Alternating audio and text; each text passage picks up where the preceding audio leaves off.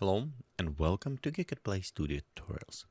In these tutorials, we'll continue to exploring Terragen, and as we're going with this project, I'm going to add some different functions that you or options that you may use it in your other projects, but as well we're going to enhance by using this some sci-fi scenery as our test ground and for the creating some unique look.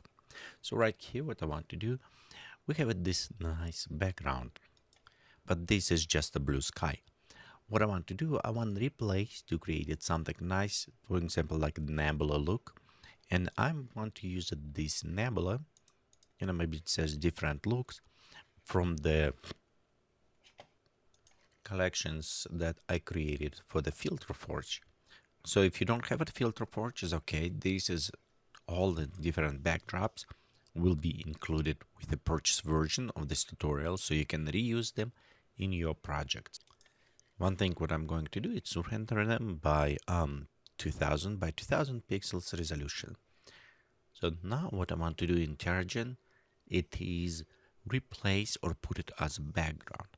You'll notice right here we're going in our settings, we have a background tab in our node view. What do we want to do? We're going inside the network for this background. So to do this, we actually need to right click and select internal network. You'll notice right here we have it options with the surface shader, background shader. So we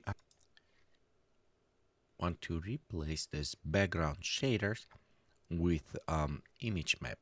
But we're not just can straight detect image map, because what I want to do, I want to take image map and project properly on the background. But again, project from viewpoint of this render camera. So we need to attach the render camera to our projection. Let's create this. First, we need to replace this by the shader, and we're going to replace by the where's our displacement shader, and we're going to replace by the default shader. It's what we need to do. So let's go to find our default shader. Okay, and right here we replace this. Let's go next, create a new shader. We'll go to the color, and right here we want to image map shader. So by selecting, I'm just going to select, maybe Nebula 2. And we'll connect this to our color function. We delete unused shader. This is our basic setup. If we look in our scenery, depend with the sun, we will notice some probably will be going on a side because it does not map it properly. We don't see any different yet in our scenario. So let me go take this planet. Okay, for now we'll just take planet 2 and we'll just hide all of this so it does not. Okay, let's go back right here. So you can see we kind of don't have it. I'm on display. So for that, what I want to do, let's go inside our image shader and projections right here. I want to actually set plane through the camera, and projection camera will go and assign a render camera for this. As well, right here, our image size is 2000. So, but we have its size. I'm going to set size same as a pixel size. Okay, even we assign it, we don't see kind of view. I'm going to click enable stay open, so I don't want this hide. And I'm going to atmosphere.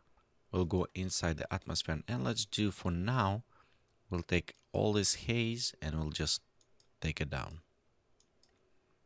What I want to do, I want to just remove any atmosphere so I can preview what we have on a background right there.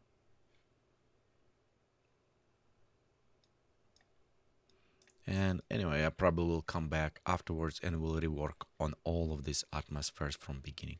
Notice right here, we don't actually see anything on a backdrop. I can rotate kind of, but I don't see any background. The reason is why, because we still need a rework and add a few more options to this. It's the reason why we added, okay, let's go right here. It's why we added default shader, because if we just go image map, it won't work for us as well. So right here in default shader, what I want to do, it is actually add brightness and map it as well. So let's go right now to our images, okay, and right here same things. Let's go to the camera and just assign our render camera so we map it properly on both places. And inside the colors right here, you see the luminosity, we have it nothing, so we can increase, pop up this all away, which is will bring bright color, but we don't want light up all area. We want select our luminosity image, same as what we did before. So I will select nebula, and you notice right here now we have our nebula centered to the camera render.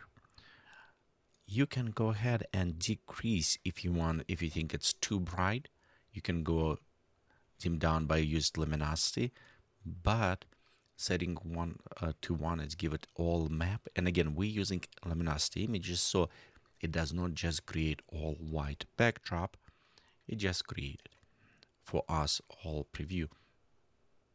Okay, right here. And again, because let me close this one. See right here we have a line coming, which is okay because I'm moving camera and it's based on my render camera. So my render camera captured this image. Okay, let's go back and select our render camera. And you notice right here we have a very nice, beautiful setting for our background, for our nebula. Okay, I think we can go and render just to preview, see what we have it. Okay, right here as render, we can see we have it this image-based background. And of course, all atmospheres is down right now. We will work on this later. Right now, I was concentrating just to be sure our background is set. When we start work with atmosphere will dim down this background by creating overlay with a haze, glow, and other effect.